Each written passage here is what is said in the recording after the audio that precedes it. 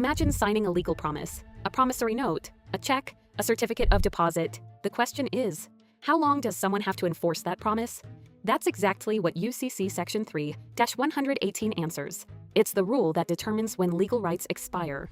A statute of limitations doesn't erase a debt. It limits how long someone has to bring a lawsuit to enforce it.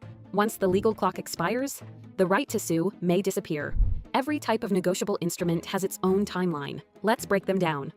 If a note has a specific payment date, the lawsuit must begin within 6 years after that due date. But sometimes lenders accelerate the loan. Instead of waiting for future payments, they declare the entire balance immediately due. When that happens, the 6-year countdown begins from the accelerated due date. Some notes don't have a scheduled due date. They're called demand notes. Payment becomes due only after someone demands it. Once that demand is made, the lawsuit must begin within 6 years. But here's the interesting twist. Suppose no one ever asks for payment, and no principal, no interest, has been paid for 10 continuous years. At that point, the law says enforcement is barred. Now consider an unaccepted draft. If payment is refused, an action must begin within 3 years after dishonor, or within 10 years from the draft's date, whichever expires first. The earlier deadline wins. Certain bank-issued instruments receive different treatment.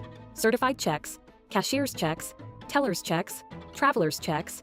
Once payment is demanded, the lawsuit must begin within 3 years. Certificates of deposit, or CDs, have their own rule. The 6-year period begins after payment is demanded, but if the certificate has a maturity date and payment isn't required before then, the legal clock doesn't begin. Until both conditions exist, the due date has arrived and payment has been demanded. Accepted drafts follow another schedule. If payable on a specific date, the lawsuit must begin within 6 years after that due date. If payable on demand, the 6-year period begins from the date the draft was accepted. Acceptance changes everything. Not every dispute involves simply collecting money. Some involve wrongful conversion, breach of warranty, money wrongfully received, or other rights created under Article 3.